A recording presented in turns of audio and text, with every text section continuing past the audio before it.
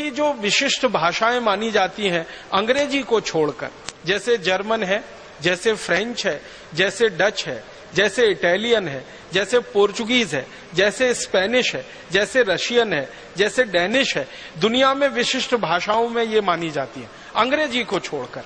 अंग्रेजी विशिष्ट भाषाओं में नहीं मानी जाती, अंग्रेजी सामान्य भाषाओं में गिनती होती है, क्योंकि अंग्रेजी दूसरों की नकल है और जो दूसरी भाषाएं हैं वो मूल भाषाएं मानी जाती हैं।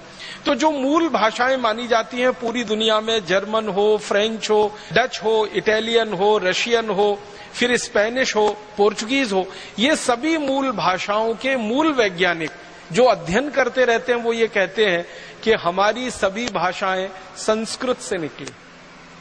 जर्मनी में तो ये बात बिल्कुल गहराई तक स्वीकार की जा चुकी है कि जर्मन भाषा संस्कृत की देन है और जर्मनी के लोग अपने आप को बड़े गर्व से ये कहते हैं कि हम आर्य हैं, माने हम भारतवासियों के ही जैसे हैं, हमारे वंशज भारतवासी रहे हैं। जर्मनी की जो हवाई जहाज की सेवा है ना, उनकी सबसे बड़ी हवाई सेवा, उसका नाम है लुफ्थहान्सा। जब लुफ्थहान्सा के बारे में किसी जर्मन को मैंने पूछा कि ये लुफ्थहान्सा क्या शब्द है, जर्मनी का शब्द है, जर्मन का शब्द है, वो वैज्ञानिक मुझे हैरानी से देखने लगा, कहने लगा ये जर्मन का शब्द नहीं है, ये संस्कृत का शब्द है। मैं पूछा क्या है, तो उसने कहा लुप्तहंस, उसमें से बना लिया लुप्तहंसा। लुप्त माने खत्म हो गए, विलीन हो गए, और हंस जानते हैं एक बहुत विशेष किस्म का पक्षी जो आज दुनिया में हमें दिखाई नहीं देता। एक जमाने में सबसे ज्यादा ये हंस भारत में ही हुआ करते थे, तो उन्होंने कहा भारत के संस्कृत में से हमने ये निकाला है लुप्त हंसा। हंस जो लुप्त हो गए उनके नाम पर हमारी पूरी एयरलाइन चलती है जिसको लुफ्थहान्सा कहते हैं। पहली बार मुझे पता चला कि जर्मनी की सरकार का संस्कृत के प्रति इतना प्रेम है कि उन्होंने अपनी एयरलाइंस का नाम ही भारत के शब्दों से बना लिया। और आज जर्मनी में शिक्षा में, विश्वविद्यालय के स्तर की शिक्षा में संस्कृत की पढ़ाई पर और संस्कृत के शास्त्रों की पढ़ाई पर सबसे ज्यादा पैसा खर्च हो रहा है। और जर्मनी दुनिया का भारत के बाहर का पहला देश है जिसने अपनी एक यूनिवर्सिटी, एक विश्वविद्यालय संस्कृत साहित्य के लिए समर्पित किया हुआ है। और जर्मनी दुनिया का वो पहला देश है जिसने भारत के बाहर भारत की विद्या को सीखने और सिखाने की परंपरा शुरू की है। हमारे जो महर्षि चरक हुए, जिन्होंने चिकित्सा व्यवस्था का सबसे पहला सिद्धांत और सारी विद्याएं दुनिया को सिखाई, चरक, उनके नाम पर जर्मनी की सरकार ने विभाग बनाया है, उसका नाम ही है चरकोलॉजी। चरक ऋषि के नाम पर चरक लिया और लॉजी उसमें उन्होंने लगा दिया अंग्रेजी का, तो चरकोलॉजी विभाग उनका है, माने चिकित्सा विभाग। जर्मनी की सरकार सबसे ज्यादा भारतीय विद्याओं की जो खोज है उस पर खर्चा कर रही है। अंग्रेजी में उसको हम कहते हैं इंडोलॉजी। इंडोलॉजी का माने होता है भारतीय विद्याएं। तो भारतीय विद्याओं पर भारत के बाहर सबसे ज्यादा शोध अगर हो रही है तो जर्मनी में।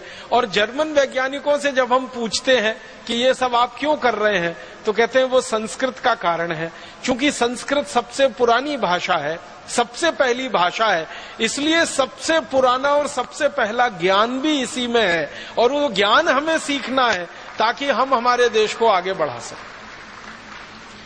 तो सबसे पहली भाषा और सबसे पहली लिपि हमने दुनिया को दी। अब संस्कृत के बारे में 2-3 महत्व की बातें जो सारी दुनिया के वैज्ञानिक कहते हैं वो मैं आपसे शेयर करना चाहता हूं। संस्कृत के बारे में सबसे अच्छी बात जो आज कही जा रही है वो ये कि कंप्यूटर को चलाने के लिए जिस भाषा का सबसे अच्छा उपयोग हो सकता है वो यही भाषा है संस्कृत। कंप्यूटर चलाने के लिए आप जानते हैं कुछ सिद्धांत तय किए जाते हैं, उनको अंग्रेजी में एल्गोरिथम्स कहते हैं। जो एल्गोरिथम सबसे अच्छी बनी है आज तक पूरी दुनिया में वो संस्कृत में ही बनी, अंग्रेजी में नहीं बनी। आपको सुनकर हैरानी होगी, दुनिया में कंप्यूटर चलाने वाली सबसे अच्छी algorithm, best in the world, पूरी दुनिया में सबसे अच्छी एल्गोरिथम वो संस्कृत में तैयार हुई है। और थोड़े दिन में संस्कृत की वो एल्गोरिदम सारी दुनिया पे छा जाने वाली है। सब वैज्ञानिक इस बात को स्वीकार कर रहे हैं। कारण जानते हैं क्या? वो कहते हैं कि इस भाषा में दो चीजें बहुत महत्व की हैं जो दूसरी भाषाओं में नहीं मिलती। पहली भाषा की जो विशेषता है संस्कृत की वो ये कि इसका जो व्याकरण है वो एकदम पक्का है। इतना पक्का है कि लाखों करोड़ों वर्ष पहले किसी ऋषि मुनि ने जो व्याकरण में कह दिया है वो 21वीं शताब्दी में भी उतना ही सच है जो लाखों करोड़ों वर्ष पहले। महर्षि पाणिनि के जो सूत्र हैं हजारों वर्ष पुराने हैं और हजारों वर्ष पुराने महर्षि पाणिनि के सूत्रों में एक कॉमा एक फुल स्टॉप को भी बदलने की जरूरत आज तक किसी को नहीं लगती। ये इस भाषा की सबसे बड़ी विशेषता है। दुनिया की बाकी सभी भाषाओं में बदलाव होते हैं, समय के साथ बदलाव होते हैं और व्याकरण काफी कुछ बदलता रहता है, लेकिन संस्कृत दुनिया की अकेली और एकदम विशिष्ट भाषा है जिसका व्याकरण महर्षि पाणिनि से लेकर आज 21वीं शताब्दी तक एकदम पक्का है और शायद अगले लाखों करोड़ों वर्ष तक उतना ही पक्का रहेगा, जिसमें कोई भूल चूक होने की दूर दूर तक संभावना नहीं। ये भाषा की सबसे बड़ी विशेषता होती है और इसलिए फ्रांसीसियों ने अपनी जो भाषा बनाई फ्रेंच, उसको संस्कृत का आधार दिया। जर्मन लोगों ने जो अपनी भाषा बनाई जर्मन, उसको संस्कृत का आधार दिया। आप कभी फ्रेंच भाषा को या जर्मन भाषा को पढ़ने की कोशिश करेंगे तो वो बिल्कुल वैसी की वैसी है जैसे संस्कृत होती है। संस्कृत में धातु रूप होते हैं, शब्द रूप होते हैं, फ्रेंच में भी ऐसे ही होता है।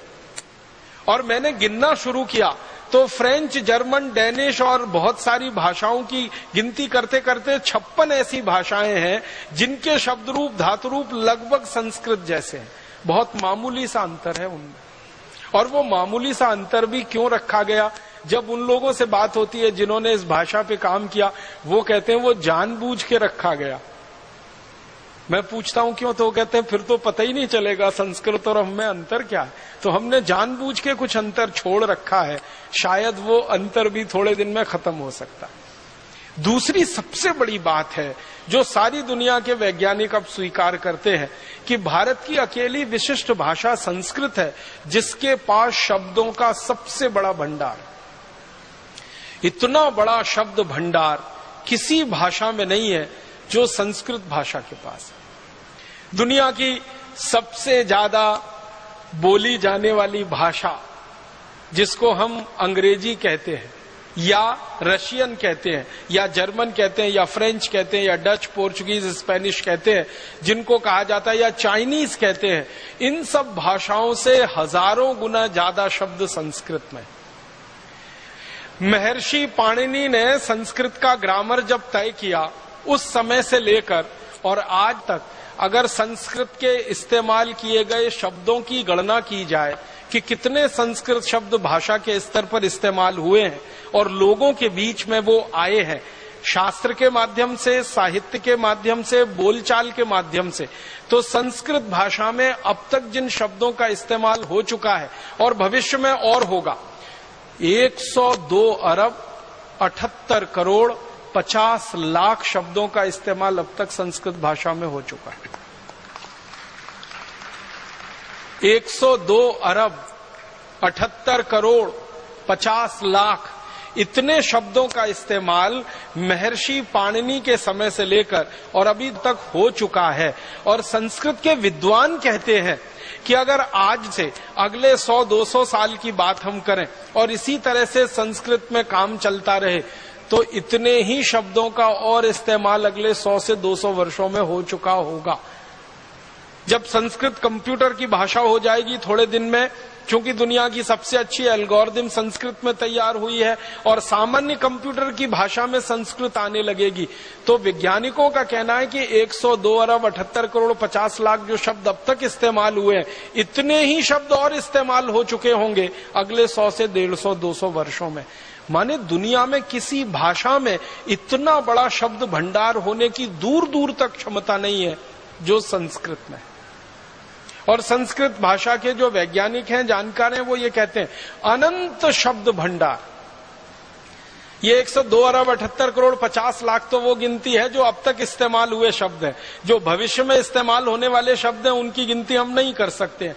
इसलिए कहा जाता है कि अनंत शब्द भंडार है। दुनिया में किसी भाषा में इतना बड़ा शब्द भंडार नहीं। कोई व्यक्ति अगर लगकर ईमानदारी से 3 वर्ष करे काम तो संस्कृत भाषा का ये पूरा व्याकरण सीख सकता है और इतना बड़ा शब्द भंडार उसके कोश में आ सकता है। हमारे परम पूज्य ऋषि महर्षि पाणिनि ने जो लिखा है अष्टाध्यायी, उसको 3 वर्ष में पढ़कर कोई व्यक्ति बड़ा पंडित हो सकता है। मैं और एक गहरी तीसरी बात कहना चाहता हूं संस्कृत के बारे में, जो दुनिया के सारे वैज्ञानिक कहते हैं, वो ये कि सबसे बड़ी बात, सबसे कम शब्दों में कहने की क्षमता अगर दुनिया की किसी भाषा में है तो वो संस्कृत में। सबसे बड़ी बात, एक वाक्य हो सकता है बहुत बड़ा। अगर हम पेज के लाइन के हिसाब से देखें तो बहुत सारे वाक्य ऐसे हो सकते हैं जो 1/4 पेज के हों, 1/3 पेज के हों, आधे पेज के हों। संस्कृत की ताकत इतनी बड़ी है कि उनको सबसे कम शब्दों में कह सकती है और पूरी बात उसमें आ सकती है, एक बात भी उसमें छूटे बिना। तो ये तीसरी सबसे बड़ी बात जो इस भाषा में है कि बड़े से बड़ी बातों को सूत्र रूप में, संक्षेप रूप में कह देने की ताकत इस भाषा में है, जो दूसरी भाषाओं में बहुत कम मिलती है। और